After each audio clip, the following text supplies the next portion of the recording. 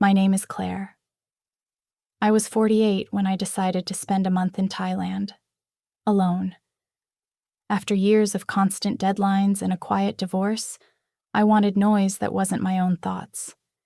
I booked a small seaside bungalow in Krabi, where the air smelled like salt and mango, and the waves hummed against the shore like a promise.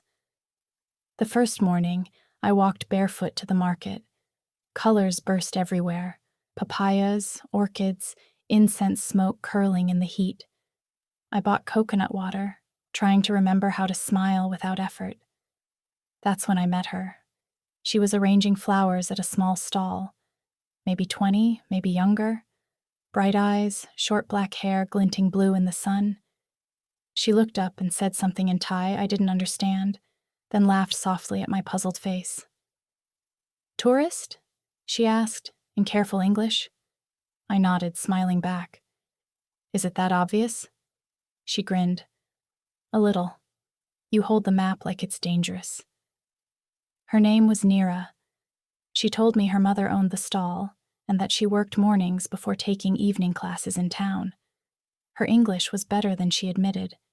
She taught me how to pronounce the word for flower, dokmai, guiding my voice gently, her laughter spilling like sunlight on the fruit stands. I began stopping by every morning.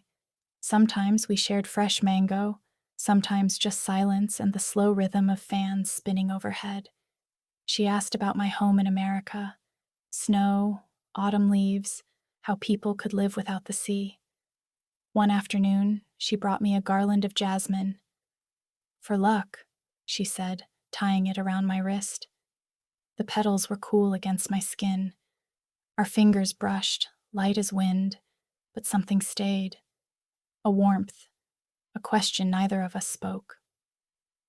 That evening, back at the bungalow, I watched the tide creep closer to the shore and realized my heart felt the same.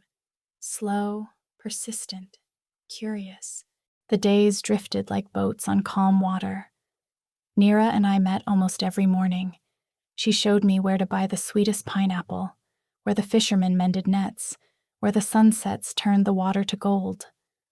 Sometimes we sat at the pier after the tourists left. She'd swing her legs over the edge, the sea brushing close.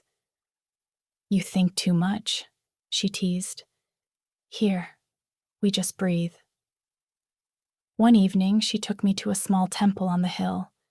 Lanterns floated above the palms, their light soft and trembling. We knelt together, and I whispered a wish I didn't dare name.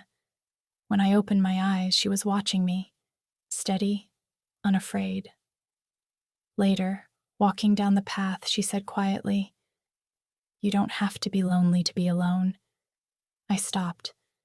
And what if I don't want to be alone? She looked at me then, really looked. The night hummed with insects, the scent of frangipani heavy in the air. "Then stay a little longer." I did. Days turned into 2 weeks. We never crossed any line, but something deeper formed. A rhythm of glances, laughter, and long silences full of meaning. She painted my nails once, her hand steady against mine. I took her picture under a red parasol. The light caught her face like a secret. On my last day, she came to the airport bus with a small paper bag. Inside was a shell, smooth and pale. "For remembering sound," she said. We didn't say goodbye, only smiled, the kind of smile that holds too many words. Now, back in my gray apartment, I keep that shell on my desk. When I lift it to my ear, I hear more than the ocean. I hear laughter under magnolias, the call of street vendors, and a girl's voice saying "Doc Mai" with warmth that never faded. Some love stories don't end, they just echo.